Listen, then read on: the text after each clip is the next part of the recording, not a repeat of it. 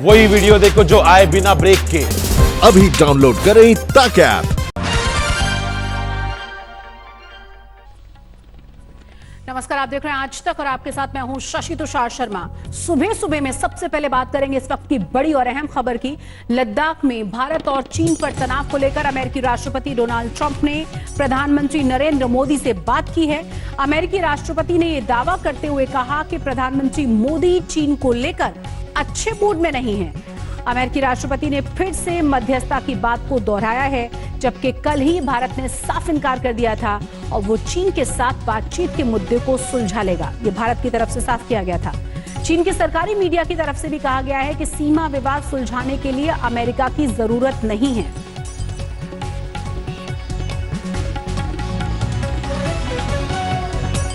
चलिए आपको सुनाते हैं कि डोनाल्ड ट्रंप ने आखिर कहा क्या है। We have a big conflict going with India and China. Two countries with 1.4 billion people. Two countries with very powerful militaries. And India is not happy and probably China is not happy. But I can tell you, I did speak to Prime Minister Modi. He's not in a good mood about what's going on with China. Mr. President, have you spoken to... Wait, are you finished? No, sir. So yesterday you tweeted about you want to mediate between India and China on this issue. I would do that. I would do that if they thought it would help. If I were the mediator or the arbiter, I would do that. So we'll see. Go ahead. Ladakh में चीन और भारत की सेना आमने सामने है। चीन की हर चाल का माकूल जवाब देने के लिए एलएसी के पास भारत ने भी सैनिकों की संख्या को बढ़ा दिया है। विदेश मंत्रालय का कहना है कि भारत अपनी अखंडता और क्षेत्रीय संप्रभुता को बनाए रखने के लिए हर उपाय करेगा।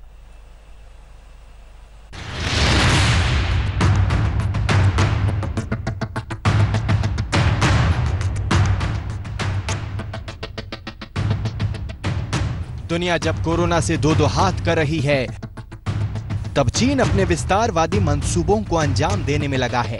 इस बार चीन ने लद्दाख में अपनी गिद्ध वाली नजर गड़ा दी है। एलएसी के पास चीन ने 5000 सैनिकों को तैनात कर दिया है। लद्दाख में एलएसी के पास चीन ने गलवान नदी के किनारे पक्के टेंट लगाए हैं और बंकर भी बनाए हैं। चीन एक बार फिर फरेब कर रहा है। झूठे नक्शों के जरिए इस इलाके को अपना बताने में जुटा है। चीन की इसी हरकत से लद्दाख इलाके में भारत और चीन के बीच जबरदस्त तनाव है।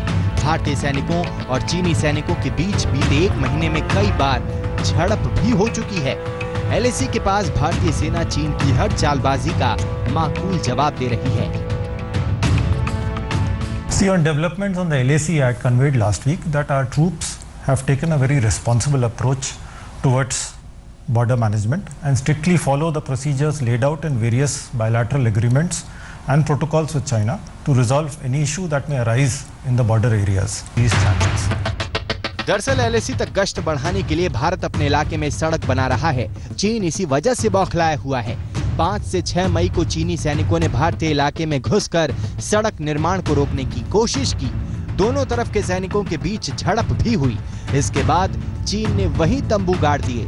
उसके भारी ट्रक साजो सामान के साथ पहुंचे और बंकर बनाने की शुरुआत कर दी। उसके टेंट भी टिकाऊ थे, जिससे उसका इरादा साफ हो गया था कि वो लंबे समय तक वहां जमे रहना चाहता है। इसके बाद पैंगोंग झील के इलाके में उसके सैनिक बोट से पेट्रोलिंग करने लगे। वहां आईटीबीपी तैनात है, लेकिन हालात बिगड़ते देख लद्दाख स्काउट्स को भी तैनात किया जा रहा है। भारत ने भी बड़ी संख्या में एलएसी की तरफ साजो सामान से लदे ट्रक रवाना किए हैं। सैनिकों की तैनाती भी बढ़ाई गई है। India is committed to the objective of maintenance of peace and tranquility in the border areas with China, and our armed forces scrupulously follow the consensus reached by our leaders and the guidance provided. At the same time, we remain firm in our resolve to ensuring India's sovereignty and national security. Corona से बुरी तरह जूझ रहा America भी चीन से बेहद खफा है। अमेरिका के राष्ट्रपति इन दिनों चीन को चौतरफा घेरने में जुटे हैं। अमेरिका ने तिब्बत, हांगकांग और ताइवान में चीन की खिलाफत करने वाली ताकतों को समर्थन बढ़ा दिया है। तो राष्ट्रपति डोनाल्ड ट्रंप भारत और चीन के बीच मध्यस्थता करने की भी बात कह चुके हैं। हालांकि भारत का साफ कहना है कि चीन के साथ सीमा विवाद को बातचीत से हल कर लिया जाएगा। I have told you, we are engaged with the Chinese side to peacefully resolve this issue. माना जा रहा है कि कोरोना जांच को लेकर दुनिया भर में घिर चुका चीन ध्यान बटाने के लिए युद्ध का उन्माद पैदा करने की चाल चल रहा है। इस समय चीन कटघरे में खड़ा दुनिया के अंदर कोरोना को लेकर। वुहान का नाम आता है, चीन के बायोलॉजिकल वॉरफेयर का नाम आता है। सब देश जो है चीन के खिलाफ खड़े दिखाई देते हैं। ऐसे समय पर चीन चाहता है कि थोड़ी अटेंशन डाइवर्ट हो, लोग बाग दूसरी तरफ देखने लगे। तो ये जो आप देख रहे हैं, मेरा अनुमान है कि ये उसकी पॉस्चरिंग है, उसका कोशिश कर रहा है कि कुछ इसमें से आवाज निकले, कुछ लोग बागों का ध्यान जो है दूसरी तरफ जाए। लद्दाख से पहले डोकलाम में भी चीनी सैनिक भारत से उलझ चुके हैं। जिस तरह से दोनों देशों ने बातचीत से विवाद को सुलझाया था, उम्मीद है कि इस बार भी बातचीत के जरिए विवाद सुलझा लिया जाएगा। गीता मोहन, दिल्ली, आज तक। पुलवामा में धमाके से लदी कार वाले मामले में एक बड़ी कामयाबी मिली है। सूत्रों के मुताबिक कार के मालिक की पहचान कर ली गई है। यह कार हिदायतुल्ला नाम के एक शख्स की है जो शोपिया का रहने वाला है। हिदायतुल्ला 2019 से हिजबुल मुजाहिदीन का सक्रिय आतंकवादी है। कल सफेद रंग की सेंट्रो कार की पिछली सीट पर करीब 50 किलो विस्फोटक मिला था, जिसे बाद में नष्ट कर दिया गया।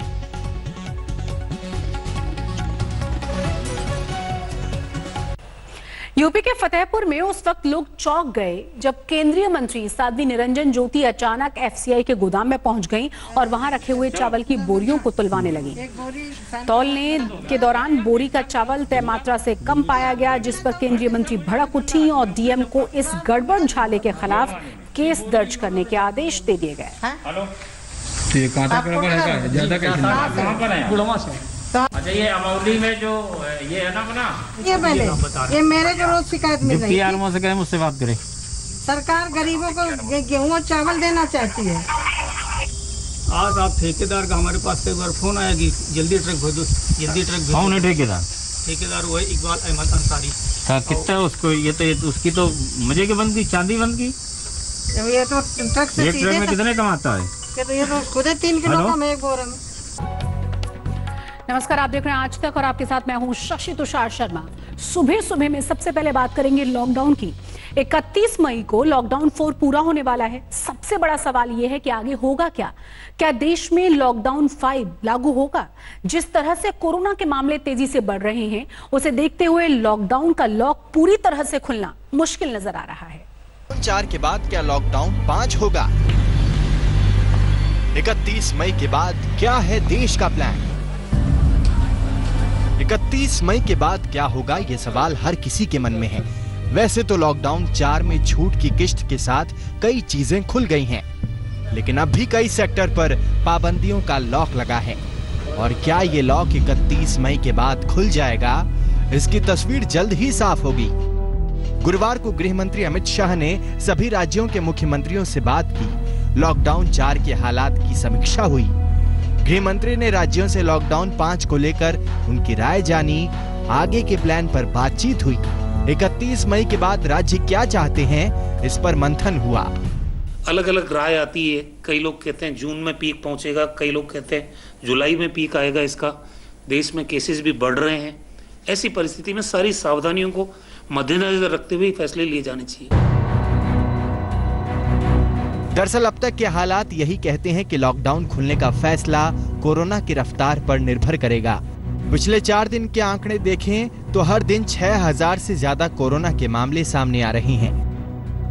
25 मई को कोरोना के 6977 केस बढ़े, 26 मई को 6535, 27 मई को 6387 और 28 मई को 6500 से ज्यादा केस मिले। कोरोना की यही बढ़ती रफ्तार लॉकडाउन खुलने की राह में रोड़ा है। खुद राज्यों के बीच आवाजाही को लेकर बात बनती बिगड़ती दिख रही है। हरियाणा सरकार ने साफ कर दिया है कि दिल्ली के साथ सटे अपने बॉर्डर को नहीं खोलेगी। हमारे जितने कोरोना के केस हैं 80% उन जिलों से हैं जो जिले दिल्ली के साथ सटे हुए हैं। तो इसलिए दिल्ली के साथ हम अपनी बॉर्डर पूरी तरह से सील करके रखेंगे। कर्नाटक सरकार के फैसले से भी राज्यों के बीच तालमेल का टकराव हो गया है। राज्य सरकार ने एविएशन मंत्रालय से अपील की है कि वो महाराष्ट्र, तमिलनाडु, गुजरात, मध्य प्रदेश, राजस्थान से कर्नाटक आने वाली फ्लाइट की संख्या को घटाए, क्योंकि ये सभी राज्य हाई रिस्क वाले हैं। सड़क के जरिए महाराष्ट्र, गुजरात और तमिलनाडु से आने वालों पर रोक लगी हुई है, जो जारी रहेगी। हालांकि ट्रेनों पर किसी तरह की कोई रोक नहीं है। Lot of people have come Maharashtra, so 30 to 40% are positive cases. So we are restricting people from Maharashtra in main. Second is Gujarat and Tamil Nadu. आज जिस तरह से 6 राज्यों से लोगों के जाने पर पाबंदी आयद की है, हमें लगता है ये उचित नहीं। जो MHA के गाइडलाइन है उसको पूरी तरह से भंग करने का काम किया जा रहा है। और अचंभव की बात यह है कि कर्नाटक की जनता को कर्नाटक में आने से रोका जा रहा है। हमें लगता है ये रवैया ठीक नहीं। लॉकडाउन को लेकर केंद्र पहले ही फैसला राज्य सरकारों पर छोड़ चुकी है। कोरोना के बढ़ते मामले ही राज्यों के लिए सिरदर्द बने हुए हैं। लॉकडाउन 5 को लेकर फैसला आसान नहीं होगा। जान और जहान दोनों को बचाना है। जितेंद्र बहादुर सिंह, दिल्ली, आज तक। लॉकडाउन को लेकर अलग अलग राज्यों की अलग अलग राय हैं। 2 राज्यों के बीच आवाजाही को लेकर भी पेच है। महाराष्ट्र सरकार आज और कल समीक्षा करेगी, उसके बाद फैसला लेगी। उद्धव सरकार चाहती है कि जहां कोई कोरोना केस नहीं है वहां छूट और दे दी जाए। पंजाब सरकार भी कल समीक्षा के बाद फैसला लेगी। राजस्थान सरकार ने वैसे तो छूट का दायरा बढ़ा दिया है, लेकिन वो नाइट कर्फ्यू को जारी रखना चाहती है। हिमाचल प्रदेश के कई जिलों में पहले से ही नाइट कर्फ्यू 30 जून तक बढ़ा दिया गया है। उधर हरियाणा सरकार की नजर है केंद्र सरकार के फैसले पर। कोरोना महाराष्ट्र में काल बनकर टूट पड़ा है। बीते 24 घंटे में 85 लोगों की मौत कोरोना की वजह से हो चुकी है। वहीं फायर ब्रिगेड के 41 अधिकारी और कर्मचारी भी इसकी चपेट में आ गए हैं। अगर ऐसे ही हालात रहे तो महाराष्ट्र में लॉकडाउन का लॉक खुलने में लंबा वक्त लग जाएगा। पूरा देश इस समय सबसे बड़े संकट से गुजर रहा है और उसमें भी महाराष्ट्र सबसे ऊपर है। पूरे देश के लगभग 1/3 कोरोना वायरस के केस इस राज्य में आ चुके हैं। लॉकडाउन और तमाम कड़े नियमों के बावजूद ये खतरनाक वायरस पूरी तरह से महाराष्ट्र को अपनी गिरफ्त में ले चुका है। बीते 24 घंटे में महाराष्ट्र में कोरोना के 2598 नए केस आए हैं, जबकि इसी 24 घंटे में कोरोना ने 85 लोगों की जिंदगी छीन ली। महाराष्ट्र में अब तक कुल केस 59,546 हो गए हैं, जबकि 1,982 लोगों की अब तक कोरोना से जान जा चुकी है। बात अगर महाराष्ट्र की राजधानी मुंबई की करें तो यहाँ हालात पूरे राज्य में सबसे चिंताजनक हैं।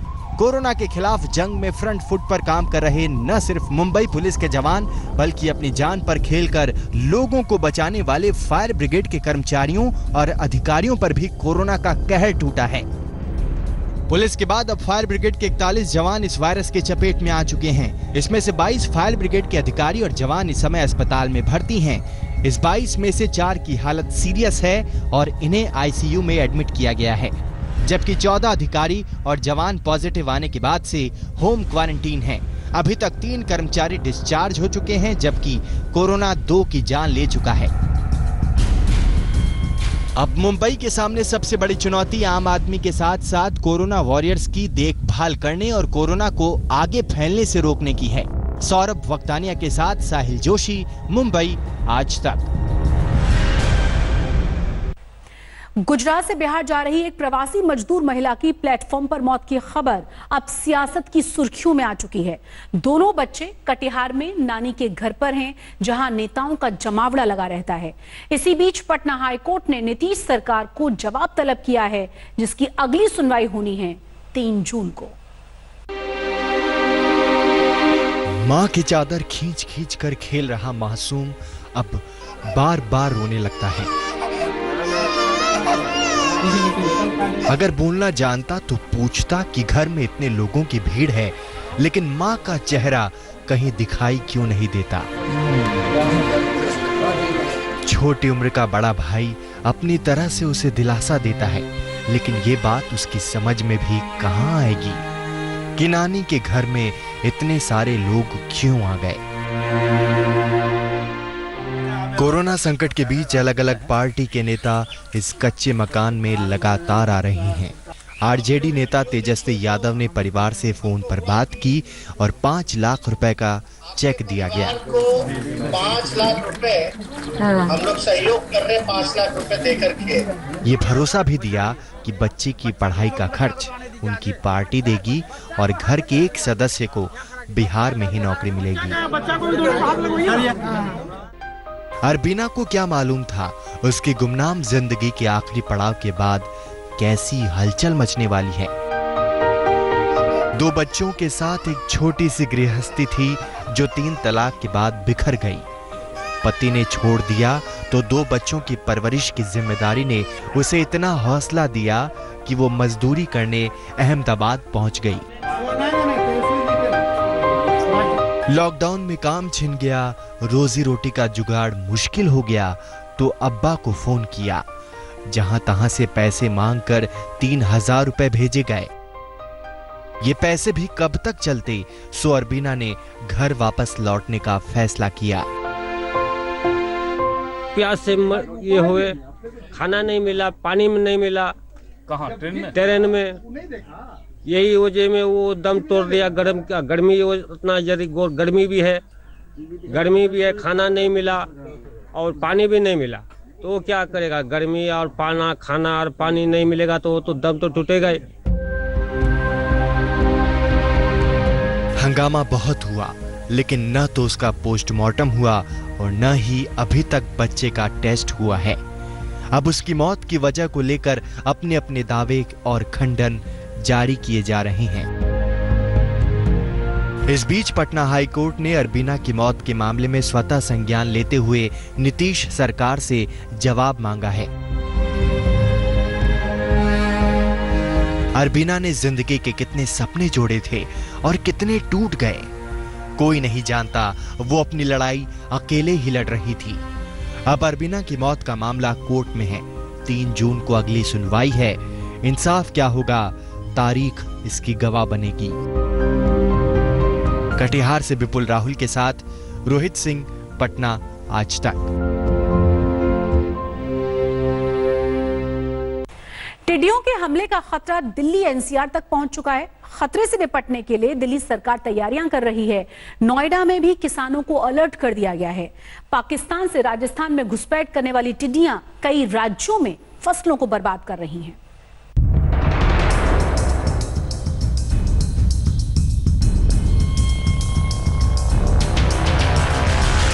कोई ड्रम पीट रहा है, कोई कीटनाशक छिड़क रहा है, तो कोई ड्रोन से नजर रख रहा है। ये सब जतन टिड्डियों की टोली से बचने के लिए है। बीते 26 साल में टिड्डियों का देश में ये सबसे घातक हमला है। राजस्थान, पंजाब, मध्य प्रदेश, गुजरात, महाराष्ट्र के किसानों पर इन छोटे दुश्मनों का बड़ा कहर बरपा है। राजस्थान और मध्य प्रदेश में लाखों एकड़ फसल को नुकसान पहुंचाने वाली टिड्डियां अब उत्तर प्रदेश में दाखिल हो चुकी हैं। तस्वीरें यूपी के झांसी और सोनभद्र जैसे सीमावर्ती जिलों की है, जहां पर फसलों के साथ साथ लाखों टिड्डियां रिहायशी इलाकों में भी प्रवेश कर गई हैं। टिड्डियों की टीम का खतरा अब दिल्ली एनसीआर तक आ पहुंचा है। नोएडा प्रशासन ने टिड्डियों के हमले से बचने के लिए किसानों को अलर्ट किया है। फसलों को बचाने के लिए एक कमेटी बनाई है। दिल्ली सरकार ने भी टिड्डियों से निपटने के लिए कीटनाशक के छिड़काव की बात कही है। दिल्ली सरकार नए खतरे से किसानों को आगाह करेगी। दिल्ली के जितने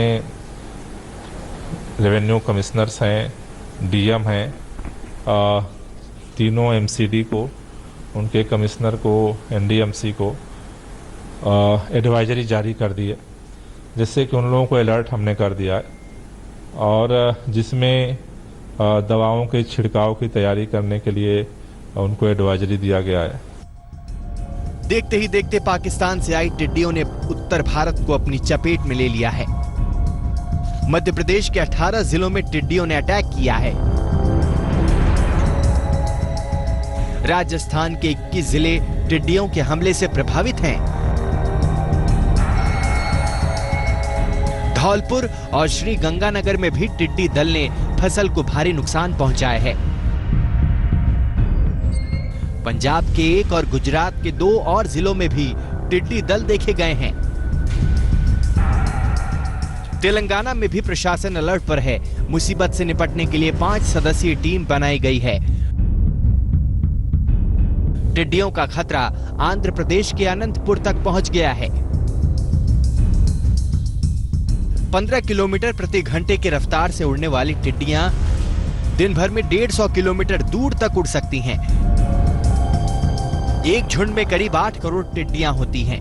टिड्डियों का एक झुंड एक दिन में करीब 10 हाथियों के भोजन के बराबर फसल चट कर जाता है।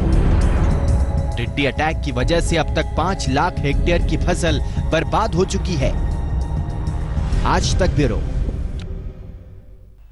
यूपी के फतेहपुर में उस वक्त लोग चौंक गए जब केंद्रीय मंत्री साध्वी निरंजन ज्योति अचानक एफसीआई के गोदाम में पहुंच गईं और वहां रखे हुए चावल की बोरियों को तुलवाने लगी।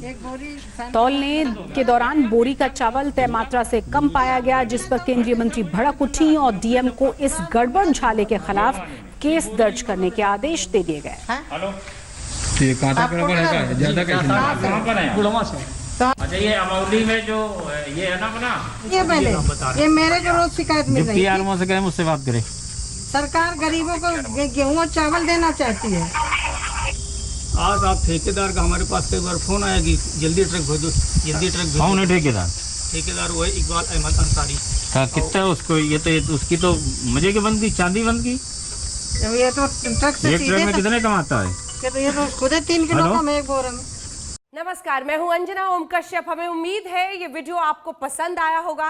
लेटेस्ट खबरों के लिए यूं ही देखते रहिए आज तक, और इस वीडियो के पसंद आने पर लाइक, शेयर एंड सब्सक्राइब करना ना भूलें।